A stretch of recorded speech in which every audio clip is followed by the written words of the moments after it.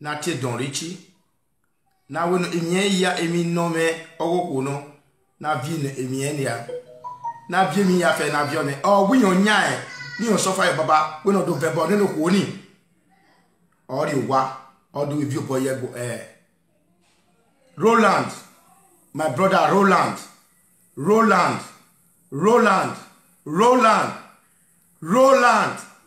Aviana, Uenya, when you have me.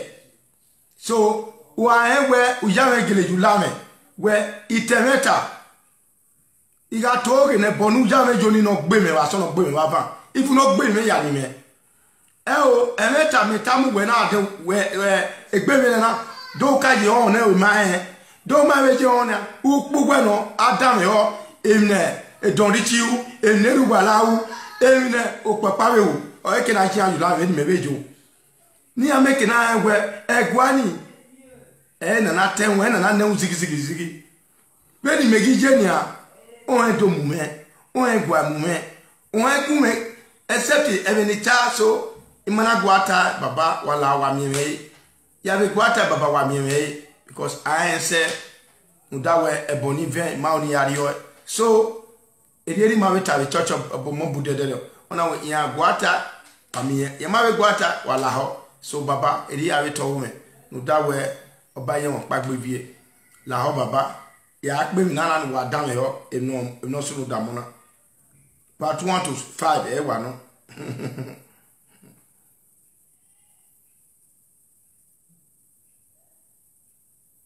like me bo wa se na hina ndomo oyero mefo we kino ke gba ma keso we wa ri oge to boy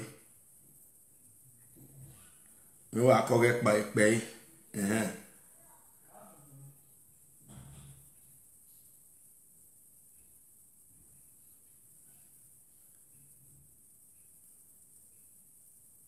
Praise the Lord. Hallelujah. Okay, beggar, we send there me ya ne we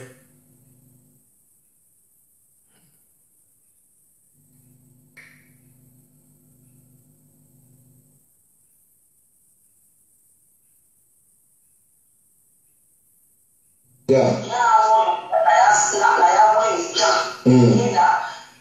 So,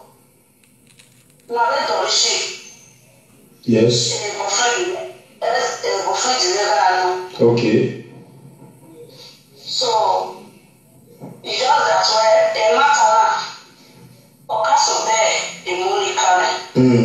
So, I need to let you know. Okay. So, I can't the money coming. And anyway, you need a name on your person where because you know I hear I will go no matter. Yeah, when you do your procedure is that way you go in Noma.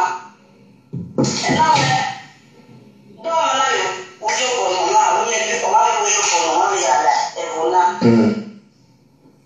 And then don't know everywhere. Yeah, when you fight in Latin, because of that, you have to fight in Latin. I will fight you. Okay. Also, now when you can talent the yeah. So, in National, in the year 2012. Okay. A year and the Rishi. So, in your piano, you hear my way be. Okay. My way,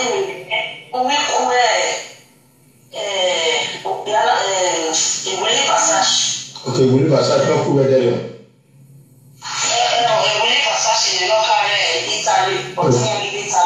Okay. Okay. Next, no. Will you pass? Italo you will Italy. Hello? Hello. Okay. So, another way. Next will go, you know. Yeah, next mic will know. Sir? Yeah, next mama.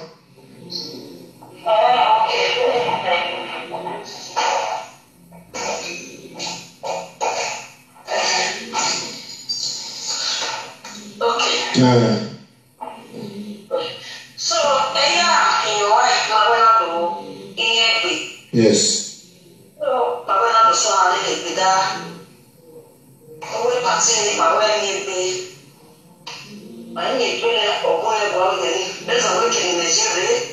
And then that period in this one is Sunni or the Kaya is also or you have the woman or okay. You will.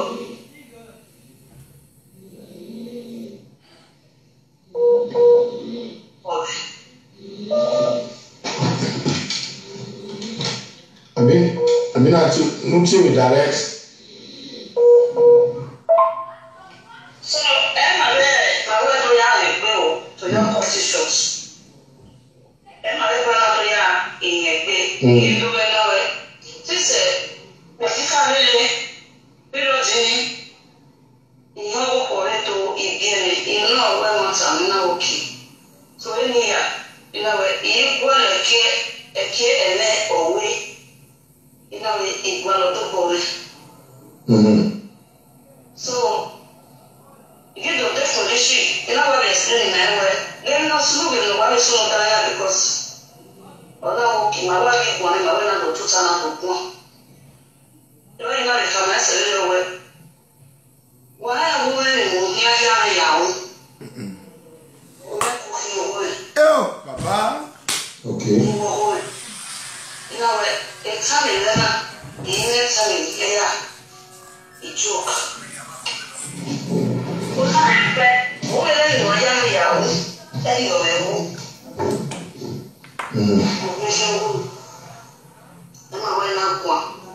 So when you know the journey, when you do it, you need to move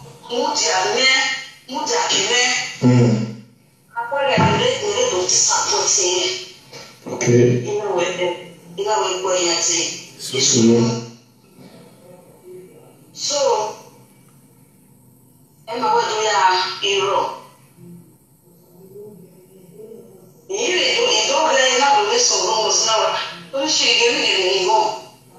Or a girlfriend, or will, you know, you get the friend. And then you know, but I'm not many again, where bad worship, or we have been in a hero, or where you have been in a hero there. Oh, I don't know why I'm in the answer. And I will kill.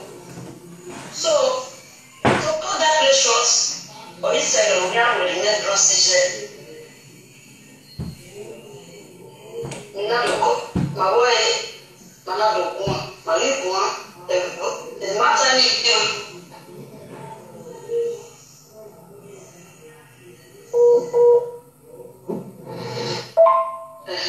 So, my way to usually lawyer will remain procedure, then usually I will remain procedure. The one you will remain procedure. Also, for that, no, do call the name I will not. That will I will remain procedure. If you have travel, you know where you really travel here, the journey, you really are living the journey easy. Yeah. No, I think you're on the journey. I'm okay. Why not? You know, by the side, now is that way. Oh, now I remember, who were you born here? Yeah. I may go up for where you are for maybe God on what you were for. What are you going for me? So, I wish I had look back. The young traveler to me not yet. Maybe I put it in the motion. Oh, wow. Or somebody will leave or call you. In that way, you only go in the you know, in the you. Away, I will be out who will be another. Everyone now do this. You know where arrow. Now, I will say, no one is big. Or we know what's so. Sit there in Ayawani in the dropping in the Yaji. Then, the other it will in you. Then you want to get after.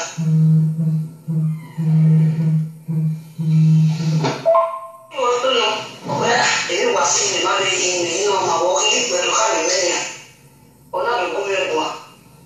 And a little there, or to know there in Texas or Regina. Therefore, we are there. The young we see, and what's a young we see. What you were now, or when they never were, that's in one day. In another one, or a little shit. Yeah, I see the book in the energy monolithy, in our body, 1,500. Yeah, Jimmy would have been a lot of command, someone who will not see on the way. No, Panavano, in our way. When you want our 500, since we were sensible, people was better than a new complete. Okay, 7. Miego Yane, or what do you have? We say, oh, is your mother in the bush? Oh, West Station, whatever no more. This year, I will okay, in it. They not finish or one going to attack.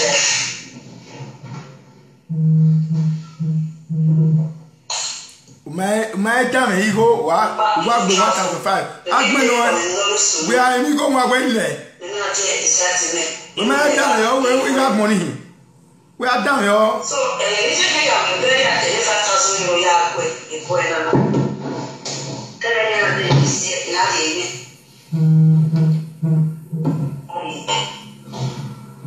Okay. Remember said the second, the first one, or the second. If 5,000 I want to if we are calling away, disturb you are calling away. Yeah, disturb me, baby. Second time, I will never suggest. Maybe my word, one. I will there. Yawa a never see. Money, promising you have Janoni. That's here where Pacific, if Janoni yet. Take one off you, 10 years. Yeah, I will Pacific for never really for them. You do it for me, you. I will pass you. Where was the young? No, when I catch you, when I will be away past. And now, I know you have to say, no, yes, you will then we're coming on mountain. No, not either. Saying, I'm here, and a woman. No, Dorishi. Anyway, when we fast as we or we oh, presenters, I will send everything to you all. Don't reach it, I'm gonna give you a or you won't hear it. A Dorichi, you won't hear what? A guanessa, a guanessa. After the year, you will not make it or we listen or see. You know, the warning it. Everyone, I want to okay. Everyone, do about 1,000 plus. No, you know. How will you get there? Well, here with the remember say, yeah. But if 5,000 will come in, my in well. Okay, I will go in there for me. So, I have to you know, way, you want to know, you know, the risk, you know, it's a foundation here. Oh, wow. Oh, wow. You can't go what is it. So, there's no easy to do in my marriage. Oh, man. So, easy to marriage. So, Naya de Otore, even Malay, you want trust where you are to talk. You know, because yes, you are there and not talk. So another way of the Lucina Vienna in a woman. Then we are with Strategy Foundation. Yeah, Otoni. Because on top of 100 July, no. So you have to measure in the measure. Otoni make I measure Otoni. We are short in my defense. That is 6 flats, a yet in the other 4 flats, or yet in that Otoni. In a woman, okay, they're not a make lucky also. If you lucky also, you won't have put now, okay, I'm glory by the Amada, no, don't tell me. No, I don't talk about Amada, no, I don't tell you. Not Bogua. You will not go without a traditional life. You know, we got it going on. You know, it's disgracing again.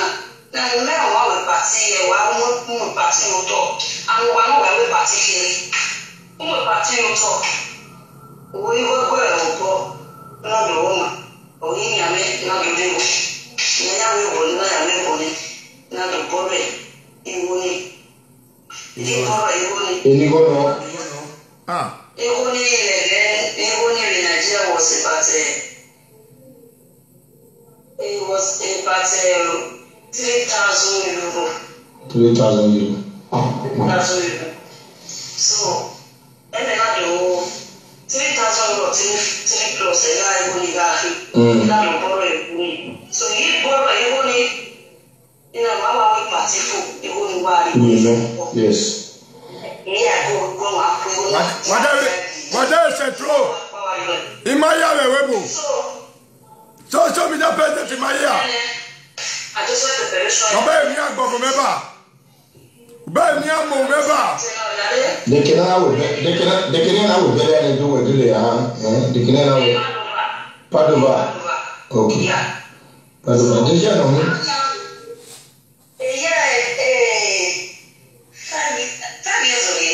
5 years. Yeah. Okay. 5 years of it. So what you wear? Okay. Yeah.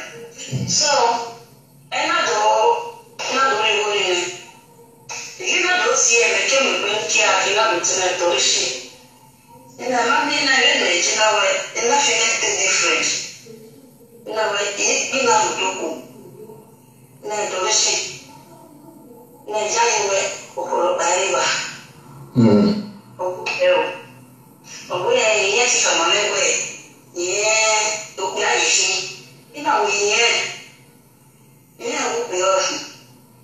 Why, anything like that, we don't mean anything like that. That's equal or imagine you myself. I'm not going to not go and drinking or we're this. What calculator you go on? Will it Basage? Will it Basage or don't catch what you know back in your report? Because although that's again, my actual report in here, picking my little by lava, I don't believe it has everyone, Mother Admo. If you do want. Back when we were one as soon as one soon with the Nebulo. I don't manage to walk where so met more as you walk. You don't know why you're ABS. Yeah. So,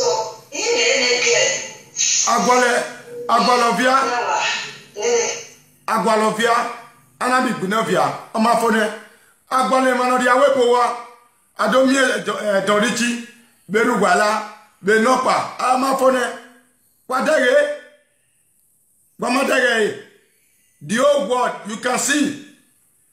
Babega go where I live. When you do people of Eguania, I watch here when you are there, when I get them, I pick up. You want to let Webu.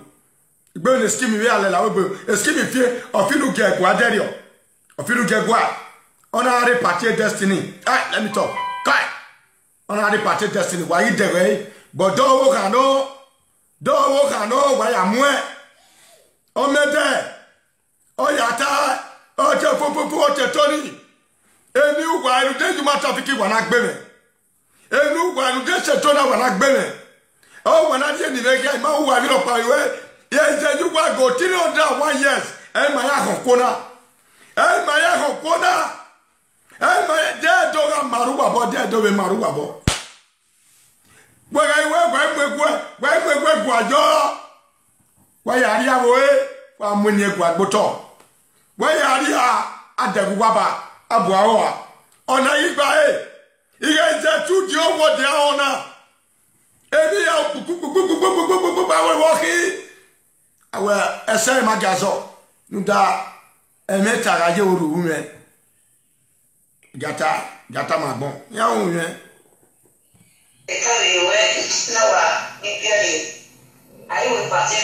Doni cheni ya pe na ojunuka je ya je ya so ya picture gawe ni otori chi wa hu ikunwe eyin amu aredo ikunwe e mo gbo a e bo panya iwara ya block e bo kan gwawe izobo una arigo ni zobo una arigo ne Tony Kabaka una arigo ne Kisli Belep ya fe enye yarima gwaya gwanano emi yanu bawu ni medage na ema no dia to wa dagia ema no mwe to poto dagia akoma no to le doji akwekia aria niewa mado aria niewa mababa aria niewa mababa na ya tago mona wati omona re no kutokume dole wonaji wati omona re omona yendage mogbuna ye juma trafficking mogbuna ye setro mogbuna ye ni abe u kopuno re na ya fe momu eladia u kopuno re tewe bonania ne ya na me momu eladia ile dege na we o sigo moda bungbe hook up program ni ameke na ami odo wa we ni mu na do ni ma ye u setro na ya gbe meba Juma trafficking agbeme ba we baba do de ba me baba na do mu ebo na do ti ebo yo ya agbeme ba ye do poku me ba igari ku yo to wo han iga wona wa mi ko wi o kan o dawede kene dede wo gan ba ni ya ri ame ni wa ni ga ri go na representants ya kan na ya ri ame ni wa ni mekina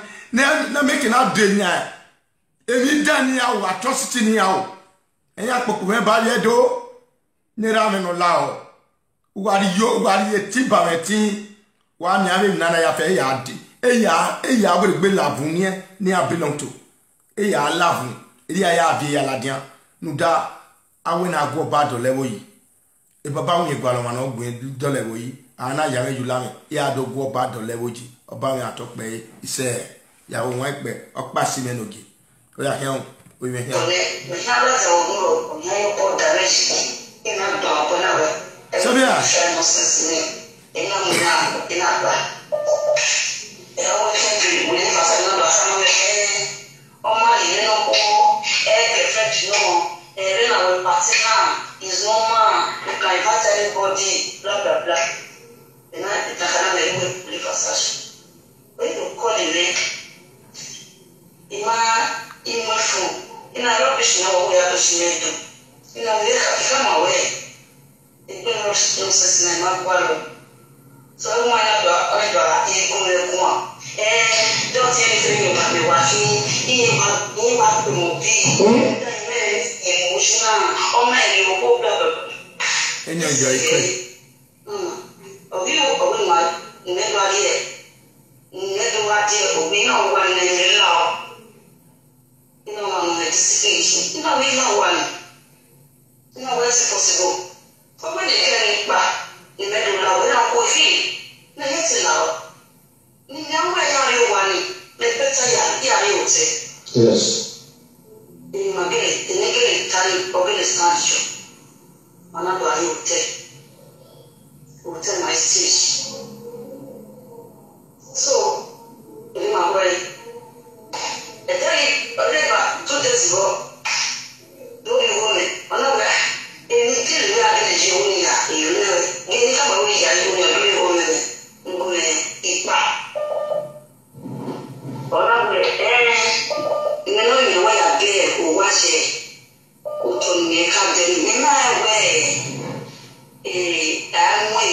vaje ifoba tatema aya efe ono ma kegbe o confuse wa da yo le do o confuse ama no di gane you are not sure because we you are not sure yes na problem to akko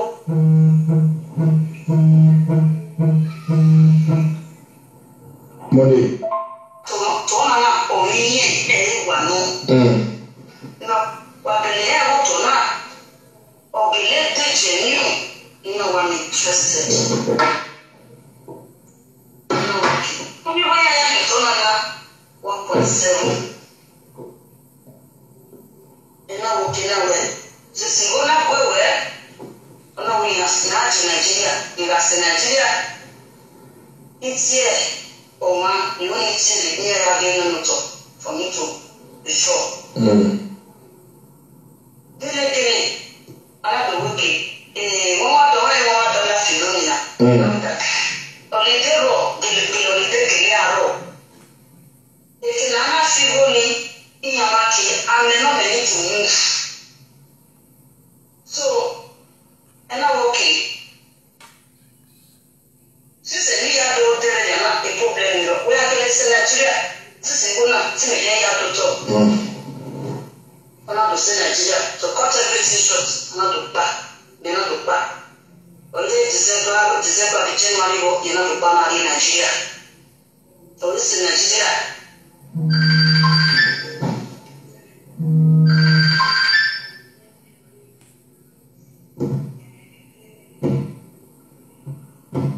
Siba, the near I'm a very busy man, understand? So, what is Nigeria? So, what is Nigeria? And after the talk, the opportunity dinner,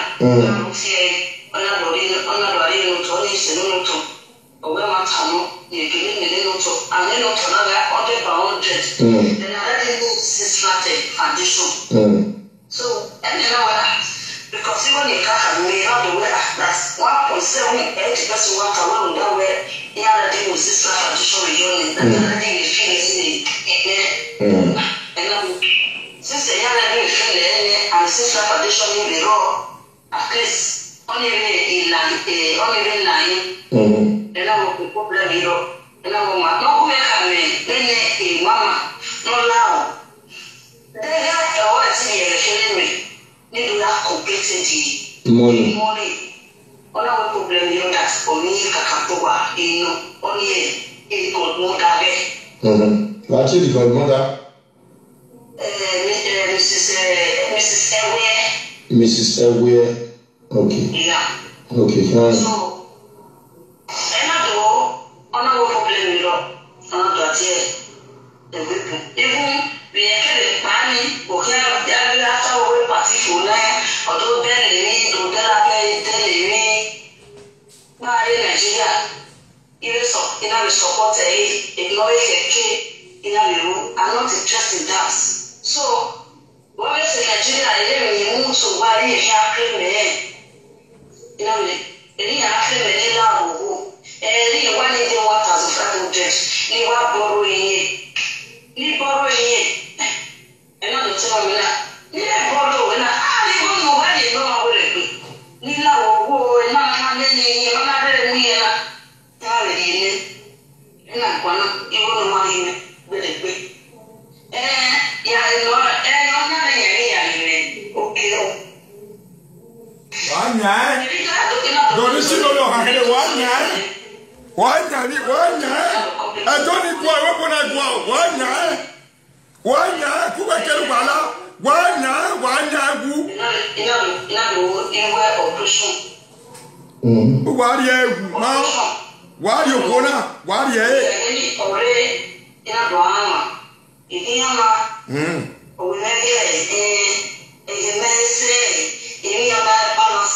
Baba David Yahweh. David Agbelo Moore, Webo. David Tony Chiro, Agbelo Moore. Edo ya we Monica, do ya Monica we abie ne. Ye no share na obi na dari hospital. Oh, I am momo for. The hospital. Ya ni time me. Ona be tare. So pa da ye yete. Obi na ye kama me. Obi tine mo. Oye ka me Monica. Eri mena wa kore. Eri mena we. Eri mena wa ko. Dani. Dan. Very. Eri mena we ma le ko. Eri mena e ko ni e wi ya ko me ni ne. Oye sa wo so ba. Owi me. You know when you mess up on here. No, me la ya pa no to ko me. Ina bo. Ko we che so awosomba. Iti awosomba. No, then ni adura awosomba na. Yes. Eti ni adura awosomba na so awon iyo mu ya na fufu. Okay. So, because exactly ni awona, awi me. Yo. Awi me.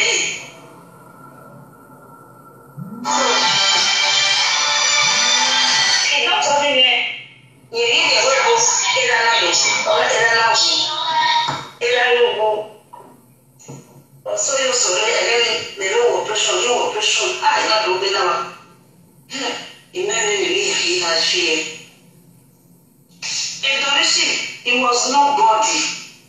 What's it like? Irabo. Yeah. Edorisha what's it here? Edorisha wa ni le ma na ba wo shi. But ni sange imamu bo. One time I was there, my game. So imamu bo. Don't reach you, Irabo. Okay. Where were I was Irabo. Wa su wa gbon. Olowo egbe. Ibo wa tana, o le ka to ni kabaka. Yeah. O ka to ni kabaka. Yeah. So,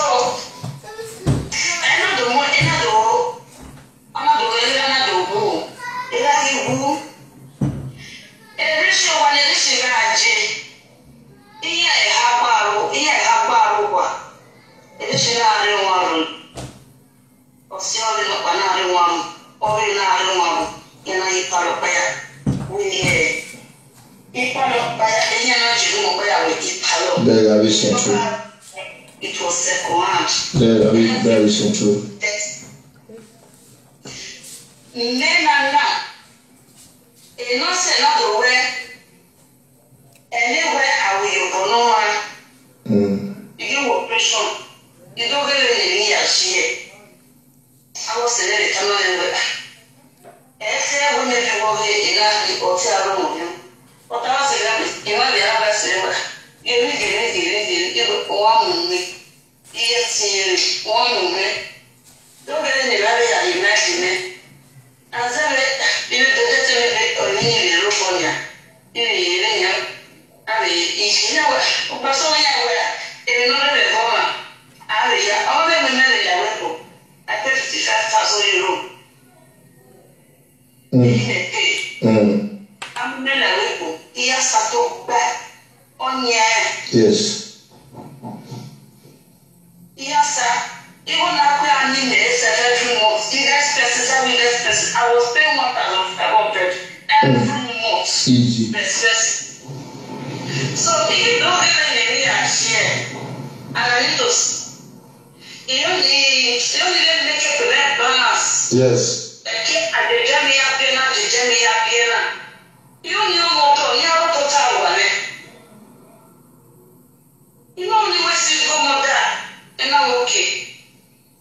And I don't walk again in here, and I don't see as a there. Like in here. When I saw Nigeria now, a Dorichi Gamio Kone, then I am more a poof. I am more would be a gear. But on Namajo, we had a caro would be a gun in there.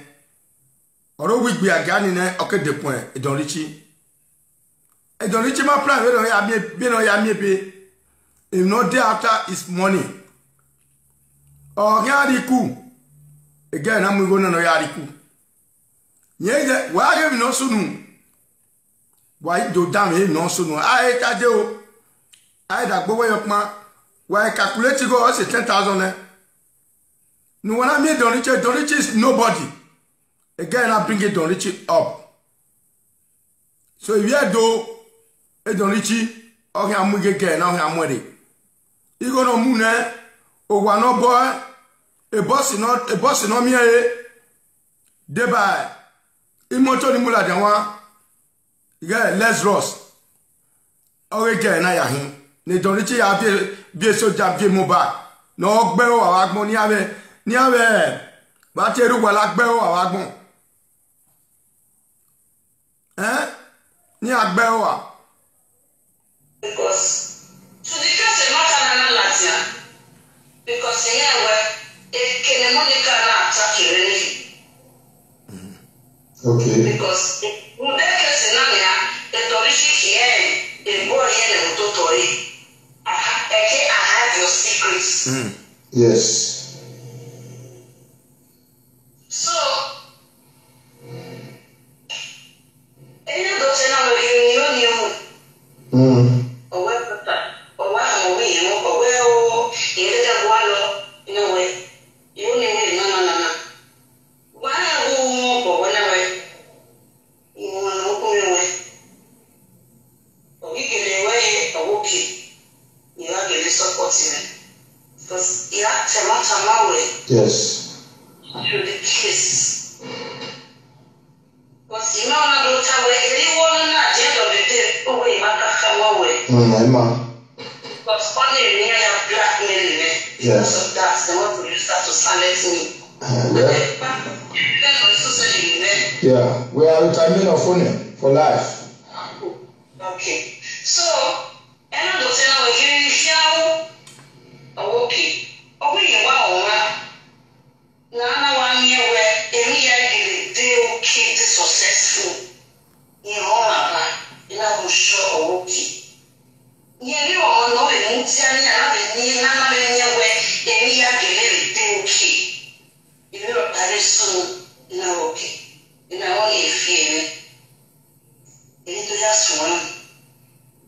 You know, the way everything was successful. Dear man, if you have to go down in one way, then we cannot take another one.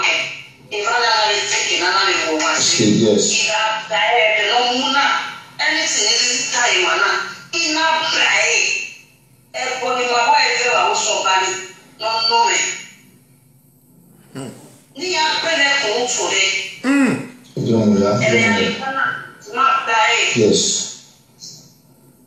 Everyone, we're very video. Where mena ze ba we hawe mage. Ebono regwa. We wa mata mi mewe. Udowa pe won hawe. Goga we, udoni family we wonu ga yodi ba. Nuga enwa moge. We na ebono regwa ni no gbimo ntore. Do mata ma. Do utama erugwala eboni ogbe family wo ntore. Me wa ya me ku. Ezo na fo yema 1 years aya gwa kan. O salo gbanu re. No nya to nya hun. We no ti werugwala nu bebo. Be ni me be wa gbegbo e. Wa ga gbegbo e rugwala we. O ga ge. Erugwala we Monica wa we no bebo we gwa. E na gbegbo e bamigo. Ameta tamedo. Edo gwale meta no rugwe. Gwage yobo mwe bamigo. Gwatemeta majo. Gwage wele nerima. Gwawe mi awe kamenoreba kweto gwawe mi erima e. Gwagari adowa. Waga mwenye dogboto. Abuja dege ya neni ha. Ikbe anore Abuja okonore Abuja. All the men, all the brothers in Abuja, please. We beg you. This is what is happening in Benin City. They will use the name of the palace to destroy other people. Meanwhile, our father is not aware. Everything they are doing there, our father is not aware. Because our father is a man of dignity. He's a man of wisdom. He was an ambassador before. He has helped a lot of Benin people in abroad. He needs peace, unity, love. But those people surrounding him, Naso Baba talk, Naso Baba talk, Naso Baba talk. They are the people that destroy that palace. And this is the definition of them. Papa Uwala is one of the number one.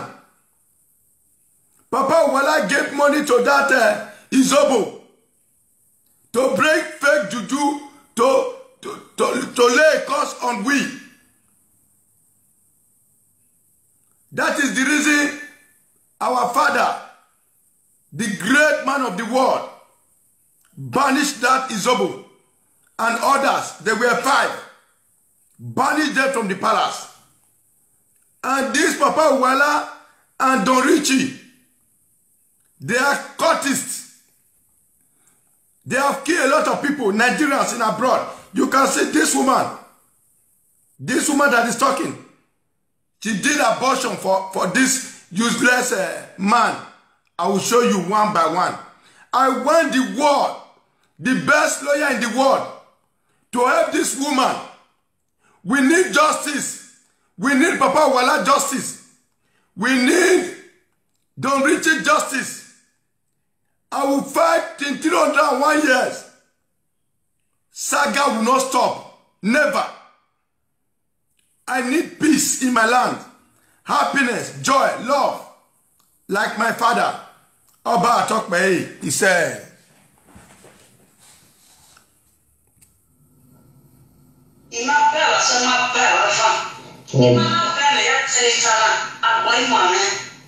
Okay. So, ena do le fiamu obele mu diame zero ya.